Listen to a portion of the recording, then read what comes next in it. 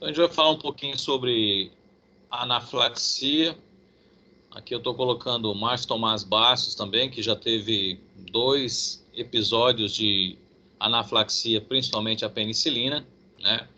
Nós vamos falar sempre, às vezes, citar alguma coisa da penicilina, etc e tal, mas a anafilaxia, ela contempla não só medicamento, mas contempla também hemoderivados, muitos alimentos, né?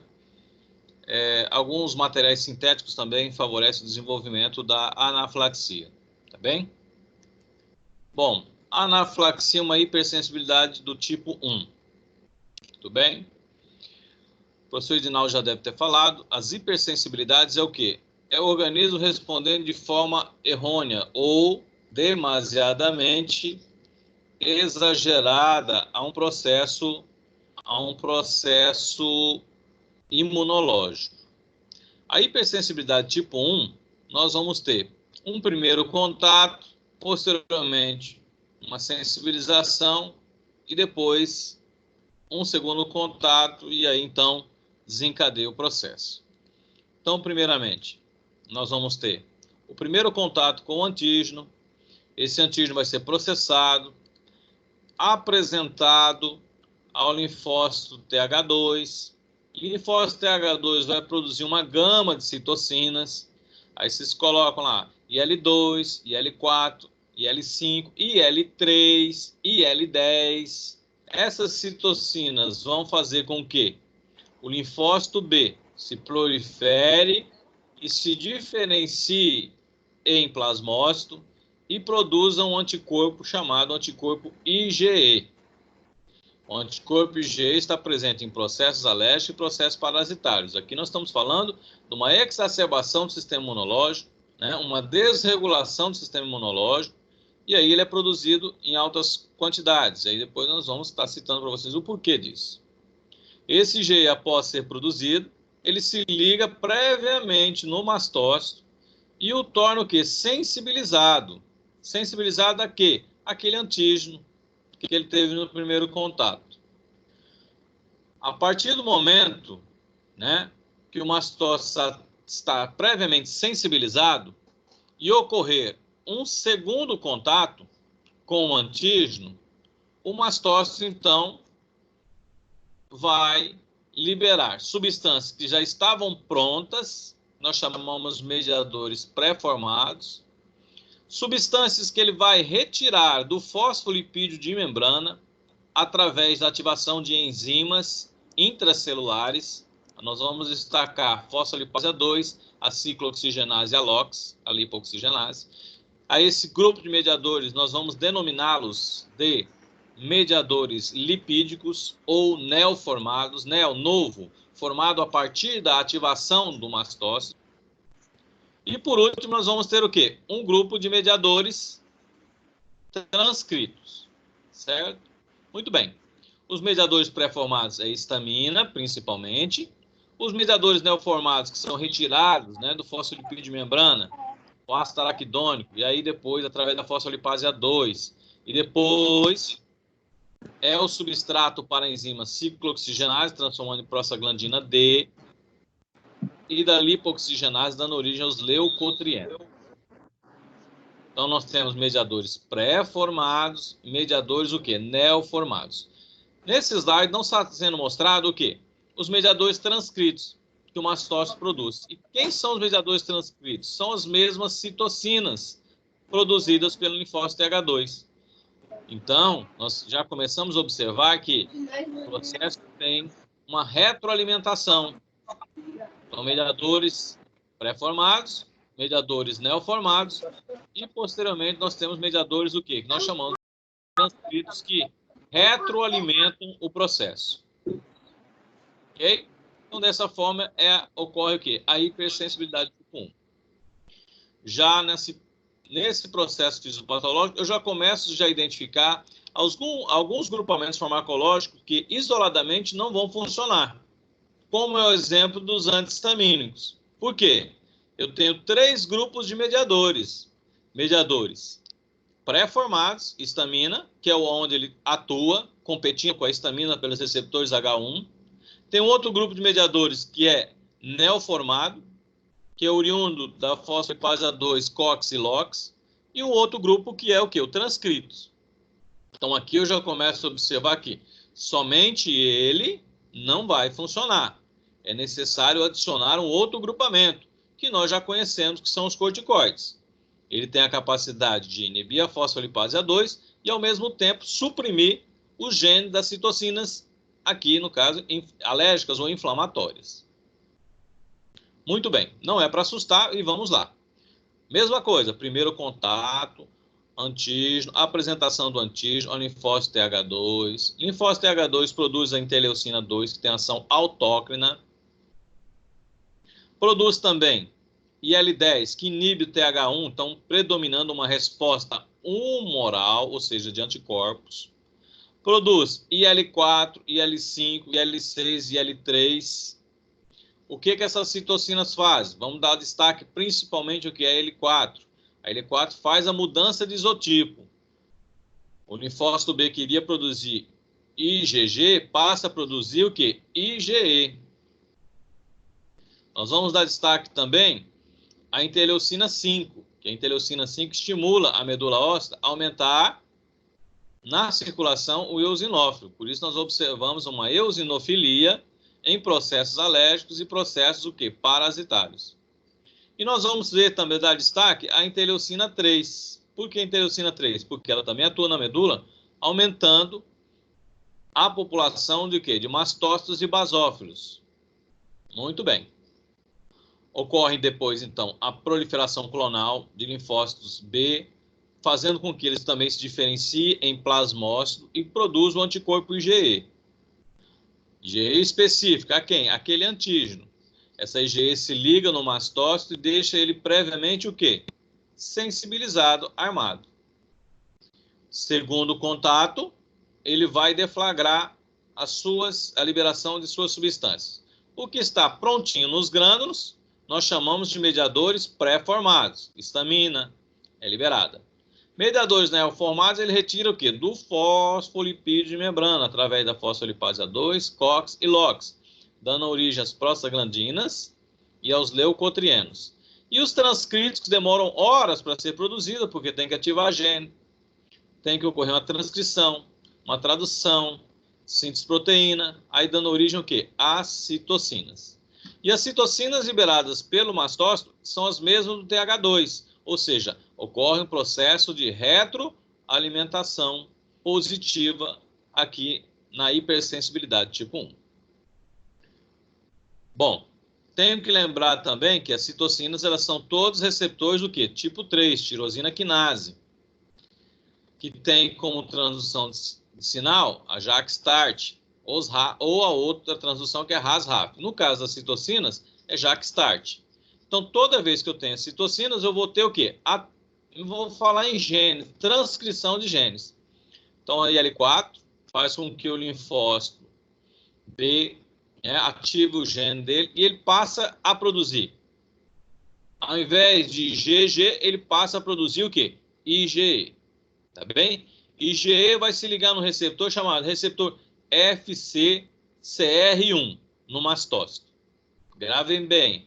No mastócito tem o receptor FcCR1.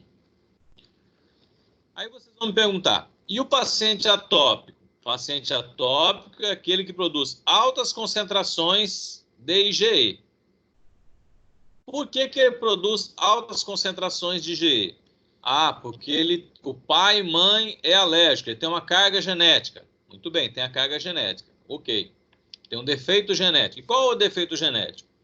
Bom, num paciente normal, o que acontece? Quando o linfócito B se diferencia em plasmócito e produz IgE, IgE vai aumentando na circulação. Até o ponto que essa IgE se ligue aonde? Num receptor agora chamado FcCR2. Então, ela se liga no mastócito, no receptor FcCR1. E se liga no linfócito B, no receptor FcCR2.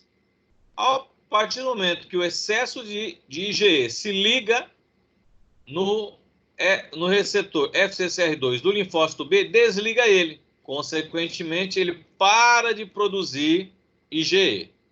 Vamos voltar aqui. Então, vamos lá.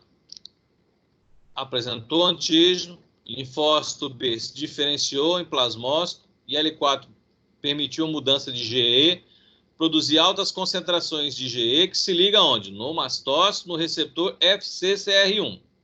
Num paciente normal, o que acontece? Quando aumenta demais a concentração de IgE na circulação, ela vai se liga onde? No linfócito B, no receptor FcCR2, consequentemente, para a produção de IgE, no paciente normal.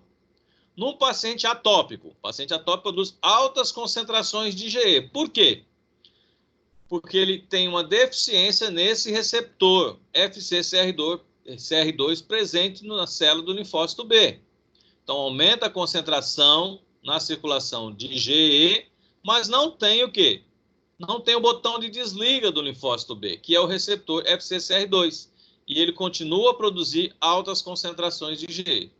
Então, isso é atopia. Bem, é um paciente atópico. Então, aumentou a concentração, desliga. No paciente atópico, ele não tem o receptor, então não desliga. Então, ele iria produzir, que eu iria produzir IgE numa quantidade normal, ele produz em excesso, porque o freio dele, o desliga, o botão do desliga não tem. Ok? Bom, o mastócito, então, uma vez sensibilizado e a ligação do antígeno, ele vai liberar mediadores pré-formados, histamina, protease, e aí vai. Vai também ativar a enzima fosfolipase A2, que retira do fosfolipídio o ácido araquidônico. E aí, sobre a ação da ciclooxigenase, transforma em prostaglandinas. E da lipooxigenase dá origem ao quê? Aos leucotrienos. Isso aqui nós chamamos de mediadores neoformados. E aí, ainda da ativação, né, via antígeno, IgE, ocorre através de uma transdução de sinal intracelular, ocorre então a ativação de alguns genes que são o quê? O gene das citocinas. Que citocinas? As mesmas produzidas pelo linfócito TH2, IL2, IL4, IL5, IL6, IL3, que retroalimentam o processo. Então, a gente sempre costuma falar que os mediadores pré-formados deflagram o processo. Mediadores neoformados mantêm o processo. E os transcritos amplificam o processo. Isso aqui é questão de minutos. Isso aqui é questão de 30 minutinhos. Só que os transcritos demoram horas para serem produzidos. Bom, então podemos conceituar as reações anafiláticas como reações anafiláticas e reações anafilactoides. Toda vez que você vê toide, né, se assemelha, certo? Tem ação semelhante. Então, reação anafilática são reações sistêmicas, graves, são de início súbito, fatal, se não socorrido a tempo. É mediado via o quê? IgE. E se é mediado via IgE, eu tenho o quê? Eu tenho que ter uma sensibilização prévia. As reações anafilactoides, elas são previamente, são a mesma coisa. O início, a gente pode dizer que é um pouquinho mais lento do que a anafilática, mas podem matar do mesmo jeito, tem caráter sistêmico. Só o diferencial, não são mediadas por IgE, não precisa ter o primeiro contato. O indivíduo entrou em contato com a substância, ele pode deflagrar o processo. Falamos, por quê, professor? Porque o mastócito tem um receptor específico para IgE, mas tem outros receptores, como receptores para opioide. Então, de repente, a pessoa toma uma substância que se liga no receptor opioide para aliviar a dor, mas provoca o quê? Degranulação do mastócito. O exemplo disso é a morfina. Tem receptores para substância P, então, de repente, uma substância que é utilizada em radiocontaste se liga também no receptor da substância P. Tem receptor para quem? Para o sistema complemento. De repente, então, se liga nos receptores do complemento e aí deflagra o processo. Tudo bem? Então, vamos lá. Então, as reações anafiláticas, nós vamos estar sempre falando que são por conta dos medicamentos, que é o medicamento que a gente dá o foco. Não tem só a benzilpenicilina. A dipirona ocasiona muito quadros de anafilaxia. Eu acho que aquele cantor J Quest desencadeou, acho que foi fazer uma lipoaspiração e desencadeou também a dipirona. Só um caso, mas nós temos os oxicants, as sulfas também são danadas para ocorrer reações de hipersensibilidade. Nós temos também os hemoderivados, né? Uma coisa é você receber plaqueta de um só doador. Outra coisa é você receber o que nós chamamos de pool de plaqueta. Então, junta de um doador, outro doador, outro doador, e aí forma o pool de plaqueta. Então, imagina a quantidade, né, antigênica que tem ali. Então, a probabilidade de desenvolver é maior. Os testes de sensibilização podem desencadear, né? Por isso que eu falo que Deus cuida. Os testes que a gente fazia podia matar, né? Temos também alguns insetos, vespa, marimbondo, abelha. Minha irmã, por exemplo, é alérgica à abelha. A gente está sempre andando com o kitzinho de adrenalina junto quando ela vai em algum sítio, alguma coisa assim. Derivados do leite, derivados do ovo. E aqui eu vou fazer uma consideração importante. Hoje nós avançamos muito na questão da sala de vacina. A farmácia pode ter a sala de vacina, o farmacêutico pode ter lá o seu consultório, a sua sala de atenção farmacêutica, a sua sala de vacinação, mas não pode se esquecer que muitas vacinas são veiculadas na albumina do ovo. E às vezes a pessoa é alérgica à proteína do ovo, toma a vacina que é veiculado através da albumina e desencadeia o quê? Uma anafilaxia, né? Então, temos então que ter o farmacêutico que estiver desenvolvendo essa atividade de vacinação, ele tem que saber um pouquinho sobre a anafilaxia. E vamos falar também de alimentos, né? Tem gente que tem alergia ao quê? A camarão, e assim sucessivamente. As reações anafilactoides, eu falei, a substância se liga em outros receptores do mastócito. Então, o mastócito degranula por diversas substâncias aqui. Frio, luz, né? Radiocontraste, tudo isso favorece o desenvolvimento. Estresse, vocês podem até observar, tem pessoas que, quando ficam nervosas, formam placas vermelhas assim, né? No pescoço, né?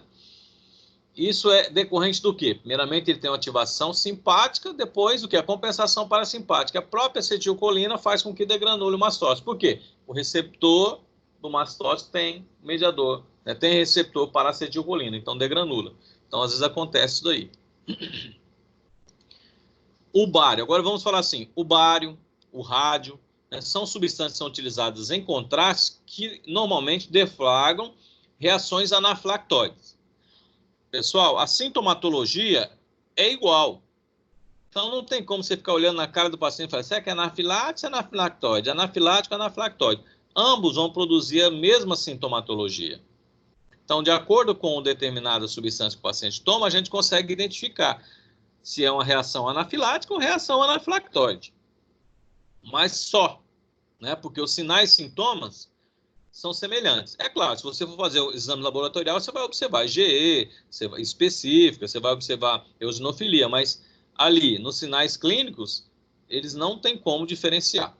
E essas substâncias que são utilizadas em contrastes radiológicos, para fazer exame, o médico vai fazer um cateterismo. Então, ele precisa introduzir lá o stent lá na artéria coronária. Então, ele começa lá na femoral e vai introduzindo a sonda. Para ele visualizar, ele precisa do quê? Ele precisa de um contraste para sair no exame de imagem, aonde ele vai colocar o stent. E esses contrastes radiológicos deflagram muito o quê? Deflagram muito reações anafilactóides. Como eu citei anteriormente, o mastócito tem receptor, por exemplo, opioide. Então, um paciente que vai utilizar a morfina, a gente tem que se precaver se ele não é um paciente asmático. Por quê? Ele vai fazer com que o mastócito degranule. Tá bem? Então, são o quê? São substâncias que se ligam diretamente em outros receptores do mastócito e deflagram reações, o quê? Anafilactoide. Agora, o choque anafilático, propriamente dito, Eu tenho que ter o primeiro contato com o antígeno, produzir um anticorpo IgE específico, e num segundo contato, aí então ele vai liberar os mediadores pré-formados, os mediadores neoformados e os mediadores o quê? Os mediadores transcritos. Então, mediadores pré-formados são liberados em questão de minutos, histamina deflagram o processo. Mediadores neoformados também, questão de 30 minutinhos, e os transcritos demoram horas. Então, ele deflagra, mantém, e aí o quê? Amplifica. E aí, por isso, a necessidade de quebrar esse ciclo de mediadores também, na farmacoterapia da anafilaxia. Então, vamos lá. Histamina deflagra, depois nós temos mediadores neoformados que mantêm, depois as citocinas amplificam. Então, histamina na terminação nervosa, ela vai ativar a terminação nervosa. E aí eu vou ter o quê? A transmissão até o sistema nervoso central, e eu vou ter, primeiramente, o quê? Na pele, a coceira. No nariz, o prurido, o espirro. Na nasofaringe, laringofaringe e traqueia, nós vamos ter o quê? O reflexo da tosse. Uma reflexo da tosse o quê? Uma tosse seca. Histamina e os mediadores neoformados. No vaso sanguíneo, vai promover o quê? Vasodilatação. Se traz sangue para o local, o que a gente observa na pele do paciente? Fica vermelho e fica o quê? Quente. E a formação, às vezes, de plaquinhas, petecas, na pele do paciente. Bom, nas glândulas, aumenta a secreção de glândula. E nos brônquios? Nos brônquios promove contração do músculo liso brônquio. Certo? Isso que acontece com a histamina. É importante lembrar e só reforçar que, por exemplo, a histamina, que é a primeira a ser liberada, ela é mais vasoativa do que broncoconstritora. Ou seja, ela produz mais vasodilatação do que broncoconstrição. Mas produz broncoconstrição? Produz broncoconstrição. Mas ela é mais vasodilatadora. E parece que Deus colocou o mastócito estrategicamente ao redor de um vaso sanguíneo, para que o mastócito envenenasse os vasos sanguíneos. Então, se você observar, fizer um corte histológico, você vai observar sempre que próximo de um vaso sanguíneo tem sempre um mastócito. Quer seja um mastócito mucosa ou tecido conjuntivo. Então, a histamina é mais vasodilatadora do que broncoconstritora. Enquanto que os leucotrienos são mais broncoconstritores do que vasodilatadores. Por isso que os leucotrienos na asma têm a sua importância e na rinite não. Porque eles são mais o que? Broncoconstritores. Mas ambos são liberados, né? Histamina, depois o quê? Os leucotrienos. Então, histamina deflagra o processo. Os leucotrienos e prostaglandina D2 mantêm o processo e os transcritos amplificam. Então, inicia o processo com pequenas petecas na mão, entendeu? Mais próximo também da região onde passam as grandes artérias, né? Ou seja, axila, virilha. E o processo vai ficando, ó, vermelho ao redor, uma peteca com aro, né? Vermelhado, avermelhando toda a região, até que deflagra esse processo. Então, o mastócito degranulou, liberou histamina envenenou os vasos sanguíneos, promoveu vasodilatação, e aí você tem o quê? Você tem a hiperemia. E se você colocar a mão, tá o quê? Quente no local. Certo? Olha lá. Hiperemia, quente no local, por conta do quê? Da vasodilatação ocasionada. E coçando, né? Até os cabelinhos aqui arrepiaram por conta do prurido causado, né, pela histamina. E as placas que às vezes se formam, né, em todo o processo. Tudo bem? Então, isso inicia-se de forma rápida e abrupta. Começa a deflagrar o processo, entendeu? Vai aumentando o processo até que atinge todo o quê? Toda a pele do paciente, trato respiratório do paciente, e depois começa a cometer trato gastrointestinal e cardiovascular. Tudo bem? Tudo bem. Então, se o paciente não morrer pelo quadro respiratório, morre pelo quadro cardiovascular. Então, se ele não morrer de edema de laringe, nós chamamos de edema de glote, e broncoespasmo, que resulta, então, na asfixia, ele morre do quê? Do choque cardiovascular e das arritmias ventriculares que pode acontecer. Então, vamos acompanhar o processo. Na pele, histamina ativando a terminação nervosa do paciente, o que nós vamos ter? Nós vamos ter coceira, tá? O prurido. Histamina atuando no vaso sanguíneo do paciente promove vasodilatação. A vasodilatação nós vamos observar através do quê? Eritema. E se colocarmos a mão, nós vamos observar uma sensação de calor no local. A histamina também promove o quê? Aumento de permeabilidade. O que acontece com o fluido? O fluido sai do vaso sanguíneo para o tecido.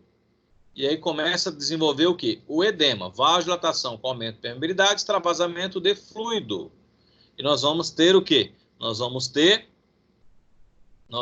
então a apresentação do angioedema, edema das mucosas, principalmente dos lábios e da onde? Das pálpebras, que nós chamamos então de angioedema, ok? Vamos lá, histamina.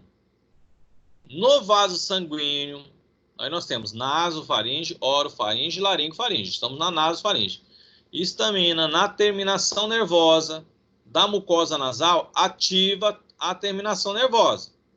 E aí, resposta, né, aferente até o sistema nervoso central, desencadeia o quê? O espirro. Histamina no vaso sanguíneo da mucosa nasal produz vasodilatação e aumenta a permeabilidade. Então, nós vamos ter o quê? A obstrução nasal, o edema da mucosa, a obstrução nasal. Histamina atuando nas glândulas da mucosa nasal, ativa elas, e ela vai começar a produzir secreção. Então, nós vamos ter o quê? A coriza. Então, nós vamos ter a tríade sintomática. Espirro, coriza e obstrução nasal. E uma rinite alérgica. Lá, mais abaixo um pouquinho, nasofaringe, nós temos o quê? Espirro, coriza, obstrução nasal. Mais abaixo um pouquinho, na laringofaringe, você tem as cordas vocais na laringe. Quando, então, o processo promove vasodilatação, aumento de permeabilidade e edema da mucosa, vai inchar. Quando incha a laringe, ela fica edemaciada, nós chamamos edema de laringe. O paciente inicia o quê? Um primeiro momento, uma rouquidão. Num segundo momento, se ela inchar demais, ela tem o quê? Aí fecha a laringe. Aí nós chamamos de edema de glote ou edema de laringe. Continuando. Bom, na nasofaringe, laringofaringe na traqueia, nós temos receptores da tosse. Histamina na terminação nervosa, ou seja, ativando os receptores da tosse na traqueia, o paciente desencadeia o quê? Desencadeia uma resposta aferente até o centro da tosse e eu desencadeio uma tosse. Que tipo de tosse? Uma tosse improdutiva. Não tem nada aqui. Apenas é o mediador atuando na terminação nervosa. Então, tem uma tosse improdutiva, seca. É uma tosse seca, recorrente e improdutiva. Vamos descendo um pouquinho. Bom, histamina no músculo liso brônquico, o que ela promove? Promove contração. Promove contração. Então, nós temos o primeiro momento o quê? Contração do músculo liso brônquico, que nós chamamos de quê? De broncoespasmo.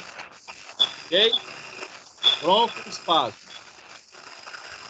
Se diminui a luz, diminui a passagem de ar, o que o paciente começa a apresentar? O paciente começa a apresentar a dispneia, a falta de ar.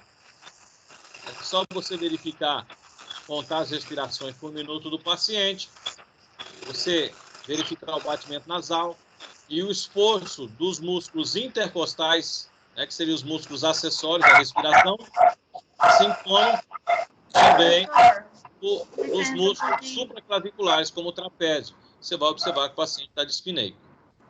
Bom, lembra da ativação do reflexo da tosse? Muito bem, ativou o reflexo da tosse, e aí você também tem uma broncoconstrição ocasionada não só pela histamina, mas também pela liberação de acetilcolina. Mas aqui é pronunciado principalmente pela histamina, né? Promovendo, assim como os leucotrienos, promovendo a contração do músculo liso brônquico. Gente, vamos ligar o áudio. Tem alguém que está com o áudio ligado. Cachorro do demônio. Desliga esse trem, Não velho. dá pra atender, não dá pra entender. Desliga. Ô Zé, você vai tirar dúvida só no final? No final. Vamos lá. Bom, nós temos então a tosse improdutiva. A traqueia não fecha, gente, porque a traqueia tem os anéis cartilaginosos na forma de ser. Ele vira um U, mas não fecha na tosse. Agora, quando eu vou adentrando a árvore brônquica, né? Nós temos a broncos, bronquíolos, eu só tenho ilhotas de cartilagem. E aí eu tenho muito músculo liso. E aí o que que acontece? Esses mediadores ativando o músculo liso do bronco promove o quê? Broncoconstrição. E aí eu tenho contração do músculo liso bronco. Ou seja, fecha em cima na glote e fecha embaixo nos bronquíolos, broncos e bronquíolos. E aí o paciente às vezes acaba o quê? Morrendo por asfixia. Mas se correr o bicho pega, se ficar o bicho come. Aquela vasodilatação periférica acontece também nas vísceras. E o sangue fica todo onde? Na periferia. Consequentemente, desencadeia um quadro do quê? Um quadro de hipotensão. O organismo compensa através do quê? Aumentando a bomba injetora, ou seja, a frequência cardíaca. Então você tem um quadro diferencial importante, um cardiovascular importante, que é a hipotensão com taquicardia. Hipotensão com taquicardia. Bom, vai chegar um momento que mesmo assim, mesmo aumentando a frequência cardíaca para compensar a hipotensão, vai faltar sangue no próprio coração. E aí começa a desenvolver o quê? A arritmia ventricular. Nós sabemos que o ventrículo é o que vai estar ejetando sangue no sistema cardiovascular. Se começa a bater descompassado, começa a faltar sangue aonde? No próprio sistema nervoso central, que é o nosso CPU. E aí acaba o quê? Apresentando desorientação, perda da consciência. Tranquilo? Então, vasodilatação periférica leva a um quadro de hipotensão. O organismo compensa com ataque cardíaco. Vai começar a faltar sangue no coração, arritmia ventricular. Se começa a faltar sangue no coração e arritmia ventricular, falta no onde? Sistema nervoso central. E aí o cara acaba começando a desenvolver o quê? Desorientação, tontura e até perda de consciência. Ok? Vamos lá. Então, aqui nós temos um quadro geral para a gente identificar. Então, cutâneo, coceira, que é o prurido, eritema, que é a vermelhidão, e angedema, o edema das mucosas, principalmente dos lábios e das pálpebras. No respiratório superior, você tem o quê? Um quadro de rinite e rouquidão. Num quadro respiratório inferior, você tem um quadro de tosse improdutiva, chiado no peito, que nós chamamos de sibilância, e um quadro de espinéia, que é a falta de ar. Sistema cardiovascular, importantíssimo, tem hipotensão com taquicardia para tentar compensar. E em casos mais graves, nós vamos ter as arritmias ventriculares. Sistema nervoso central vai ter o quê? Desorientação, medo, até perda de consciência. E no trato gastrointestinal, náusea, vômito, diarreia por conta da histamina. No trato gastrointestinal, aumentar o peristaltismo. Muito bem. Já de antemão dessa informação, eu consigo diferenciar o choque anafilático do choque da síncope vasovagal. Isso é importantíssimo vocês estarem diferenciando isso aí.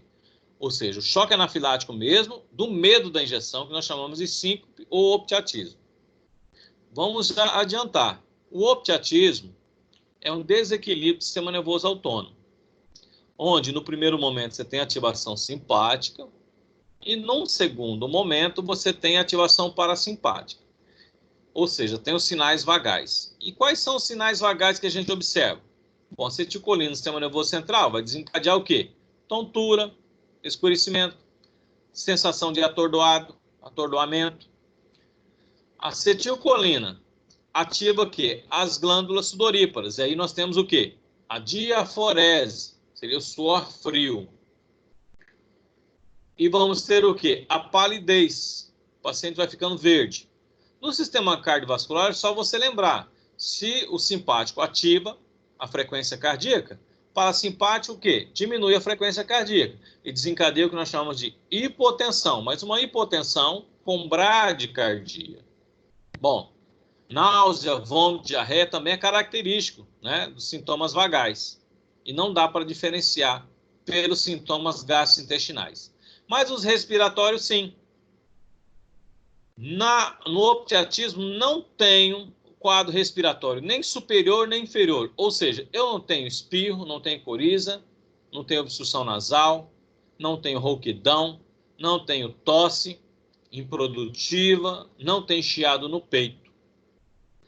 Agora, enquanto eu tenho no choque anafilático, eu tenho sistema nervoso central se assemelha, na pele já muda completamente, o paciente apresenta-se prurido, coceira, vermelhidão, edema dos lábios e das pálpebras, nós chamamos angioedema. Então já dá para diferenciar através dos sinais cutâneos. Sinais cardiovasculares, com simples estetoscópio, você determina a pressão do paciente, você vai detectar hipotensão com taquicardia, enquanto na reação vagal você tem hipotensão com bradicardia. Os sinais gastrointestinais não são motivos de diferenciação, é igual para todo mundo, pode ter náusea, vômito, diarreia. Mas os sinais respiratórios, tanto superior e inferior, está presente principalmente aonde? Principalmente no choque anafilático, onde eu tenho um quadro de rinite, que é espirro, coriza, obstrução nasal, edema de laringe, que é manifestado pela rouquidão e depois o sufocamento, e depois você tem a tosse improdutiva, acrescentado de dispneia, que é a falta de ar e o chiado no peito. Então, dessa forma, eu consigo diferenciar o choque anafilático de uma reação o quê? Vasovagal.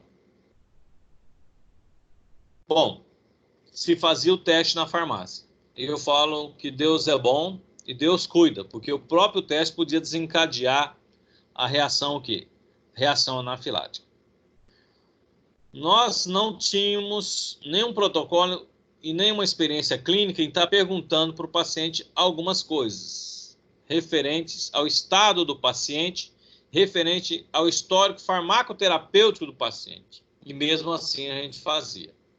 Então, paciente grávida não podia fazer, paciente com doença grave não podia fazer, paciente com doença alérgica, imagina o paciente estava com urticária. Se fosse fazer o teste, ia dar um falso positivo. O paciente estava com uma infecção, uma furunculose nas axilas. Se ele fizesse o teste, ia dar também um falso positivo. Não se perguntava também para o paciente, né, se ele estava tomando algum medicamento. Se ele estivesse tomando um antihistamínico, ia dar um falso negativo. Se ele estivesse tomando um corticoide, também ia dar um falso o quê? Negativo. E o pior, a gente não mantinha o quê? Não mantinha os medicamentos de emergência para realizar o teste. E se fazia o teste. Outro fator agravante, né? A 44, ela vem falando que a gente tem que manter os medicamentos de emergência. Tem que manter os equipamentos de emergência. Agora, 2009 para cá. 2009, antes de 2009, a gente não podia ter nem o esteto nem o esfígeno. Como é que você ia determinar hipotensão com taquicardia sem esteto e sem esfígeno? Então, fala que Deus cuidava. Os medicamentos de emergência, que são, primeira escolha, né? Adrenalina, o antihistamínico, o glicocorticoide e os simpático-miméticos, medicamentos com mimetização da adrenalina, os agonistas beta-adrenérgicos. Então, se fazia e Deus cuidava, porque se acontecesse um processo paciente de reação anafilática mesmo, o paciente morria na farmácia. Bom, se fazia não com o metabólito da penicilina. Por quê? Nós temos a penicilina metabolizada e ela vai ter determinantes maiores, determinante menor. Ou seja, determinante principal, determinante secundário. E eram secundários que se ligavam a proteínas do organismo, originando peniciloato, peniciloil. Esses metabólitos secundários era que induzia a síntese de GE. A gente fazia com o quê? Com a penicilina pura. Né? Penicilina pura. Apenas diluía ela. 1 para 10, 1 para 100, 1 para 1000, 1 para 10.000, mas fazia com a penicilina pura. Não fazia com o metabólito dela. Então, o teste, fazer o teste, não fazer, não era nada. E o próprio teste podia desencadear. Como se fazia o teste? Era penicilina, diluía ela, aí aspirava. Penicilina pura. 0,1 ml da penicilina pura, numa seringa de 1 ml, 0,9 de soro. Você tinha diluição 1 para 10. Desprezava 0,9. Aspirava 0,9 de soro. Agora você tinha uma diluição 1 para 100. Desprezava 0,9. Aspirava 0,9 de soro. Você tinha diluição 1 para 1000. Desprezava 0,9. Aspirava 0,9 de soro. Agora você tinha o quê? 1 para 10 mil. Com a seringa de 1 ml, 1 para 10 mil, diluída a penicilina, e uma seringa apenas com soro, você fazia o que nós chamamos de prick test, ou escarificação. Ia lá, dava uma raspadinha na pele do paciente, pingava uma gotinha da penicilina diluída, mais ou menos de 4 a 5 centímetros de distância, dava uma outra raspadinha, o paciente colocava o quê? O soro. Então, você tinha o seu controle negativo.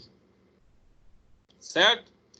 Aguardava 20 minutinhos. Deu negativo, aí você fazia o quê? O teste intradérmico, que é a pápula. Fazia uma pápula com a penicilina diluída e fazia uma pápula com quem? Com o soro, controle negativo. Aguardava mais 15 a 20 minutos. Deu negativo, aí você fazia intramuscular.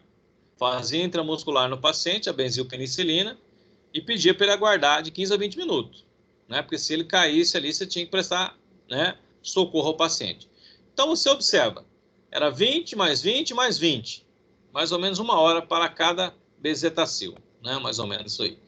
Fazia esse protocolo? Não fazia. Nem esse protocolo não fazia. Aplicava, no máximo 5 minutinhos, vai com Deus. Se caísse lá na ponte de ônibus, fala, não, isso não é meu, não é meu, não é meu. Né? Então, eu falo que Deus cuida. Né?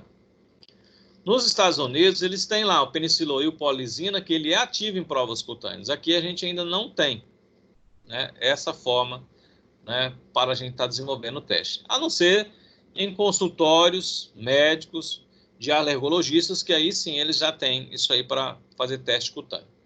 Bom, tem que ficar bem claro para o farmacêutico que o choque anafilático não se reverte na farmácia. Isso tem que ser trabalhado a nível hospitalar, tá bem? Aí, professor, eu vi na literatura que tem que fazer traqueostomia. Professor, eu vi no filme que eu posso fazer traqueostomia com a caneta Bic. Muito bem. Eu não fui treinado para fazer traqueostomia. Eu tenho certeza que vocês não tiveram nenhuma disciplina que ensinou vocês a fazer traqueostomia. Portanto, nós não estamos habilitados a fazer traqueostomia. Então, esse procedimento é um procedimento médico. E eu vou falar para vocês que ele, isoladamente, também vai apenas aumentar o tempo de socorro. Você vai abrir a traqueia do paciente, permitindo a passagem de ar, mas e os brônquios e bronquíolos que têm a broncoconstrição? Então, isso aqui é um procedimento que às vezes se faz fora do âmbito hospitalar para ganhar um tempinho. A nível hospitalar, quando se faz, se acrescenta o quê? Broncodilatadores por via inalatória, oxigênio, pressão positiva, aí sim, aí você está trabalhando, ok? Então, a traqueostomia também nós não fazemos. E também não vai resolver muito na farmácia. Você vai abrir em cima, mas embaixo. Você tem o quê? Você tem uma broncoconstrição, né? Então, precisa abrir a nível hospitalar, fazer a traqueostomia, pressão positiva de O2 e adicionar o quê? Os broncodilatadores. O que é que nós vamos fazer na farmácia? Nós vamos o quê? Aumentar o tempo de socorro. Aumentar o tempo de socorro. Como que aumenta o tempo de socorro? O medicamento de escolha é a adrenalina. Tá bem? A adrenalina atua em tudo quanto é sintomas.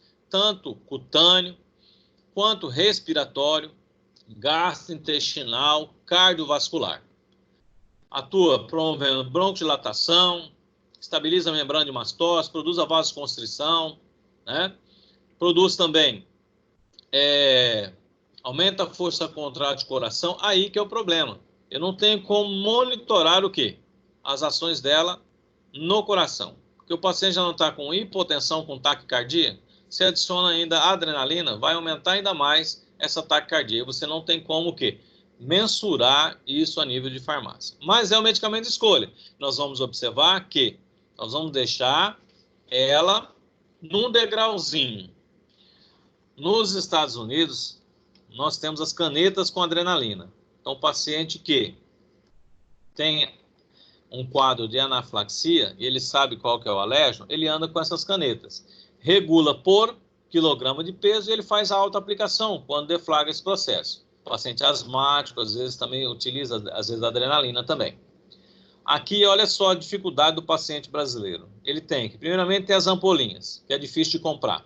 Segundo, ele tem que aspirar aquele negócio, retirar a bolha, depois efetuar a aplicação.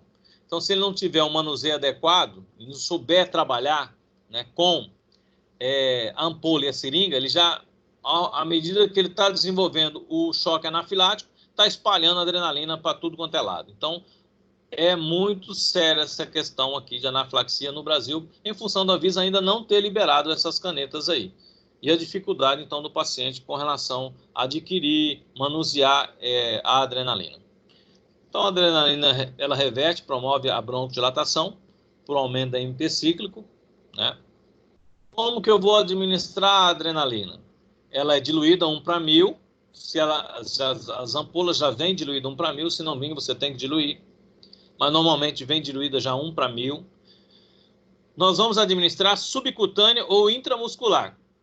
Ah, professor, mas eu vi na literatura que é por via endovenosa. Beleza, mas a literatura é médica. Nós temos que ter o bom senso e adaptar a nosso âmbito profissional.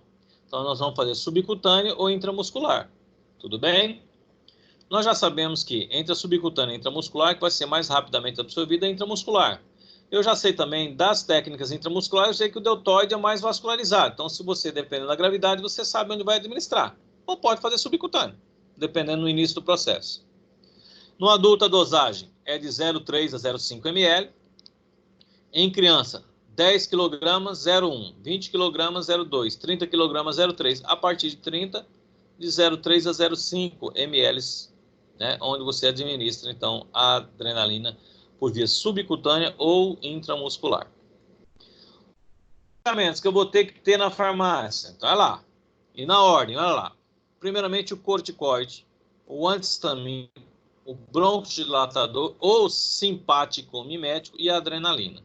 Se você observar, nós colocamos assim, ó, uma ordem, né, para você administrar. A adrenalina você vai deixar por último. Embora vocês vão assistir um monte de curso aí e falar, aplica adrenalina, beleza.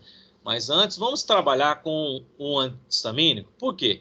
O antihistamínico vai competir com a histamina pelos receptores, certo? Vou trabalhar com antihistamínico oral? Não, tem que ser injetável. Injetável nós temos quem? A prometazina. Ah, professor, já vi um protocolo com a difenidramina. Não tem problema. Mas tem que ser um antihistamínico injetável, ok? Intramuscular. Podemos trabalhar também com o corticoide. Por quê? O corticoide vai diminuir o quê? As reações tardias, ou seja, aqueles mediadores transcritos.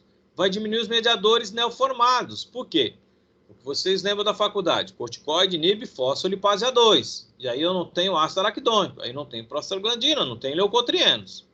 É isso? Vocês decoram? Inibe fosfolipase A2. Não é isso? Decora? Muito bem. É isso aí. Aqui tem a importância. Inibindo fosfolipase A2, não tem prostaglandina, não tem leucotrienos. E outra coisa importante, que ela suprime genes. Que genes? Os genes das citocinas. Mas que corticoide eu vou escolher?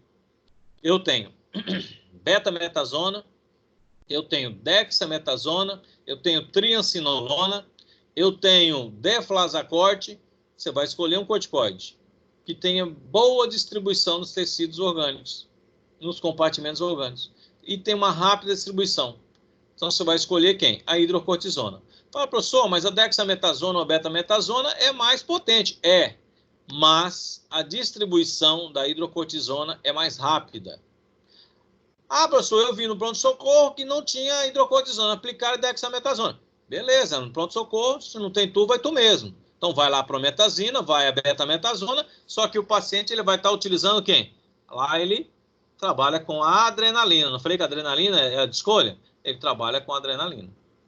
Muito bem, então, corticoide, hidrocortisona, baixa histamínico, prometazina. E para mimetizar a ação da adrenalina, eu tenho quem? Eu tenho os broncodilatadores na forma de bombinha, certo? Que é o salbutamol, fenoterol. Então, você pode lançar mão desse artifício, né, que é o salbutamol, né, que seria o simpático mimético. E, por último, nós trabalhamos o quê? Com a adrenalina. Muito bem. Vamos, então, colocar por ordem de terapêutica, né, de farmacoterapia e sinais e sintomas. Então, vamos lá. O paciente começou a apresentar sinais cutâneos, coceira, vermelhidão, inchar os lábios e as pálpebras, com rinite, e rouquidão, você vai administrar o quê? A hidrocortisona, o anti-histamínico, e vamos para onde? Vamos para o hospital. Isso aqui só se reverte o quê? A nível hospitalar. Então, acelera o carango. Ou chama o SAMU e liga para o SAMU. Tudo bem? Se tiver unidade na sua cidade. Se não, vai para o hospital. Muito bem. No intervalo, o paciente começou a apresentar tosse improdutiva, chiado no peito. Aí você vai trabalhar com o salbutamol, que ele vai mimetizar a ação da adrenalina, é um simpático mimético. Então, vai promover broncodilatação. E acelera mais um pouco. O paciente começou a apresentar hipotensão com taquicardia, arritmia já com perda de consciência ou atordoamento, aí você vai o quê? Adrenalina. Adrenalina até chegar no hospital. Certo? Aí é a quantidade que eu aplico de corticoide. Você vai aplicando corticoide. Melhorou, dependendo do local, que às vezes é distante, aí você vai aplicando uma, duas, dependendo da situação do paciente, e a adrenalina da mesma forma. Tá certo? Só que eu não tenho como mensurar a nível de farmácia os efeitos cardiovasculares da adrenalina. Então, dessa forma, a gente trabalha com a farmacoterapia associada com os sinais e sintomas. Bom, nesse quadro clínico aqui, vamos observar? Paciente, 25 anos, é um paciente normal, adulto, jovem, normal, com história de alergia e medo de injeção. Muito bem, aqui nós ficamos em duas incógnitas, né? Será que é alergia mesmo ou será que é uma síncope, medo da injeção? O que é o farmacêutico dê? Olha lá, espirro, obstrução nasal e coriza, rinorreia, após ser administrada benzilpenicilina. O quadro agravou-se apresentando angioedema, rouquidão. Aqui que a gente vai trabalhar? Antihistamínico, não é isso? Associado com quem? Com o corticoide. E o paciente começou a apresentar depois estridor, chiado no peito. Vai trabalhar com o quê? Vai trabalhar com a bombinha, agonista beta-adrenérgico. E vamos para o hospital. Nesse intervalo aí, se o paciente começar a apresentar hipotensão com taquicardia, desorientação e perda de consciência, adrenalina. Então, olha só, sinais respiratórios superiores, sinais respiratórios inferiores, não é isso? E sinais cardiovasculares. É o que eu precisava. Náusea, vômito, não é o diferencial, lembra disso? Então, aqui é um quadro sugestivo do quê? Vamos lá. Medo de injeção? Não, porque medo de injeção o paciente vai apresentar o quê? Sinais vagais. O que são sinais vagais? Náusea, vômito, não dá para diferenciar. Vai apresentar, hipotensão com bradicardia, dá para diferenciar. O que o paciente vai apresentar também? Sinais cutâneos, diaforese e palidez. E não vai ter o quê? Sinais respiratórios superior e inferior. Então, não é reação vasovagal. Impregnação extrapiramidal é um acidente raro. Acontece com o quê? Com antipsicótico, medicamento que é utilizado para esquizofrenia. E a medicamento antieméticos. Em doses usuais? Não, em doses elevadas. E vai estar relacionado com o sistema motor. Ou seja, vai estar relacionado com tônus muscular, tremor, esplasticidade, contração. Tá bem? Bom, é um choque pirogênico? Não, pirogênico, ó. Pirógeno endógeno e pirógeno exógeno. São substâncias capazes de desencadear febre. Então, aqui não é. Onde que você vai ter essa situação? Normalmente, medicamento contaminado, medicamento soro contaminado. Aí você vai ter um choque pirogênico, febre. Quadro de hipoglicemia. Não vou ter um quadro de hipoglicemia. Por quê? Não vou ter o histórico do paciente está utilizando o hipoglicêmico. Ele não está iniciando a terapia com insulino dependente. Então, não vou ter esse quadro. Não vou apresentar o quê? A diaforese, sudorese, tremor, fome, né? São característicos do quê? São característicos do choque o quê? Hipoglicêmico. Então, nós fechamos com quem? O choque anafilático. Muito bem. Olha lá. Dos medicamentos que poderiam ser utilizados para aumentar o tempo de socorro, quais seriam? Vamos lá. Corticoide, hidrocortisona. Tranquilo, beleza. Antihistamínico, fenilefrina. Morre aqui, ó. Morre aqui. Fenilefrina é um agonista alfa-adrenérgico. Então, não é um antihistamínico. Broncodilatador, está correto. Simpático... isso aqui é uma xantina. Aminofilina, teofilina, bamifilina. Então, para aqui. Essa alternativa está errada. Corticoide, betametasona. Opa, eu preciso do quê? Um corticoide de baixa potência e rápida distribuição. Então, esse não vai servir. Antihistamínico, prometazina. Bronquidilatador, fenoterol. Beleza. Simpático mimético, adrenalina. Tranquilo. Está errado aqui, betametasona. Tinha que ser hidrocortisona. Alternativa C, corticoide. Betametasona. Está errado. Antihistamínico, prometazina. Ok. Bronquidilatador, salbutamol. Ok. Simpático mimético. Propanolol. Não. Propanolol é um beta-bloqueador. Se você adicionar isso aqui, acaba de matar. Né? Alternativa D. Corticoide, betametasona. Está errado. Antihistamínico, prometazina. Está certo. Bronquidilatador, atenolol. Errado. Aqui é um quê? Isso aqui é um beta-bloqueador. Mata. Vamos lá. A última alternativa. Alternativa E. Corticoide, hidrocortisona. Beleza. Antihistamínico, prometazina. Ok. Bronquidilatador, salbutamol. Ok. Podia ser o salbutamol ou podia ser o quê? O fenoterol. Porque são agonistas dos receptores beta-2 de ação curta. Tá bem? Se eu tivesse adicionado salmeterol, formoterol, não. Está presente no Alenia e outros lá. Não, isso não. Porque tem que ser de ação curta. Simpático mimético, adrenalina. Ok, então nós fechamos com o quê? Qual a última alternativa?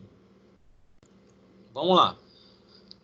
Qual o fármaco adequado para resolver o problema da dispneia? Corticoide? Não, o corticoide vai parar a produção de mediadores, etc. Não, eu preciso de algo que vai mimetizar a ação da adrenalina. Certo? Mimetização da adrenalina. Então, não é corticoide, não é antihistamínico. É quem? É um agonista beta-2 adrenérgico. Ah, professor, então aqui está certo. Ó, fenoterol com adrenalina. Até estaria certo, mas nós estaríamos o quê? Antagonizando, porque ambos atuam o quê? Atuam pelo mesmo receptor. Ou poderia administrar apenas a adrenalina ou apenas o quê? O fenoterol. Muito bem. Bronquidilatador, salbutamol, simpático, mimetropa. Não, isso aqui é um beta-bloqueador. Se administrar, bloqueia o receptor. Não promove broncodilatação, mata. Ah, o broncodilatador. Ah, beleza, só o salbutamol. Ah, poderia, então, administrar o salbutamol. Ou o salbutamol, ou somente o quê? A adrenalina. Seria uma alternativa correta lá. Então, a alternativa correta é quem? É o salbutamol. Isso aqui nós temos o quê? O incorreto que é um beta-bloqueador, né? Muito bem, então salbutamol, alternativa correta. Coceira, lá na pele. Bom, se é coceira na pele, prurido, bom, a terminação nervosa tem o receptor H1. A histamina está se ligando ao receptor H1. O que eu tenho que fazer? Trabalhar com antihistamínico para antagonizar o efeito da histamina. Nós vamos trabalhar então com quem? Com antihistamínico. Então, corticoide não. Broncodilatador que não tem nada a ver, que também não tem nada a ver, não tem nada a ver. Vamos trabalhar com quem? Com a prometazina. Certo? Competindo com a histamina pelos receptores H1 localizados na terminação. Então, você vai diminuir o prurido. Tá lá. Mediadores neoformados. Opa, neoformados, novo. Formados a partir da ativação do mastócito. A ativação da fosfolipase A2, que retira o fosfolipídio membrana e transforma em ácido araquidônico, que é substrato para ciclooxigenase e para quem? Para lipooxigenase. Então, nós vamos parar a cadeia lá em cima, na retirada do fosfolipídio, não diminuindo a produção de araquidonato ou de ácido araquidônico. Então, vamos inibir quem? A fosfolipase A2. Quem que inibe fosfolipase A2? Corticoide. Corticoide. E se eu tivesse acrescentado uma outra pergunta assim? Cita o grupamento que diminui a produção dos mediadores transcritos, que são as citocinas. Aí você iria cair em quem? O único que atua no núcleo diminuindo a transcrição gênica é quem? É os corticoides. Então você trabalharia com o quê? Com o corticoide. Entendeu? Então, neoformados, fosfolipase A2. Transcritos, corticoides também, porque vai estar diminuindo a transcrição. Mas o medicamento de escolha para todos os sintomas, senhores, é a adrenalina. Nós apenas vamos colocar ela numa ordem, certo? Cronológica, de acordo com o nosso âmbito de atuação. Primeiro o antihistamínico, depois o corticoide, sinais e sintomas, observar os sinais e sintomas respiratórios, se necessário, agonista beta-adrenérgico, e aí a adrenalina. Vamos lá, ó. Paciente apresentando histórico de alergia e medo. O que é isso, farmacêutico? De náusea, vômito, cólica, diarreia. Então, isso aqui, gastrointestinal, não dá para diferenciar. Palidez e diaforese. Opa, palidez e suor frio. Já começa a diferenciar. No choque anafilático eu tinha o quê? Eu tinha prurido, vermelhidão e calor no local da pele. Aqui eu tenho palidez e suor frio. Visão turva, tontura. Não dá para diferenciar, porque também ambos podem apresentar. Hipotensão com bradicardia. Opa, no choque anafilático eu tinha hipotensão com taquicardia. Aqui eu tenho hipotensão com bradicardia. E ausência de sinais e sintomas respiratórios, superior e inferior, como coriza, espirro, obstrução, tosse improdutiva, chiado no peito, beleza, rouquidão. Então, ausência. Então, aqui nós estamos mais sugestivos do que num quadro de reação vasovagal. Reação vasovagal. Vamos lá, então, ó. Verdadeiro e falso. Assinale quando? Quando esse tipo de acidente ocorrer, é necessário que faça o diagnóstico diferencial de choque anafilático, impregnação. Correto, né? Tem que fazer tem que diferenciar. Não posso administrar a mesma medicação para o tratamento de anafilaxia para o paciente que apresenta o quê? Reação vasovagal. O papel do farmacêutico não é a reversão do acidente, mas sim aumentar o tempo de socorro do paciente a um pronto atendimento médico hospitalar. Até aqui, beleza. Para tanto, é permitido ao farmacêutico?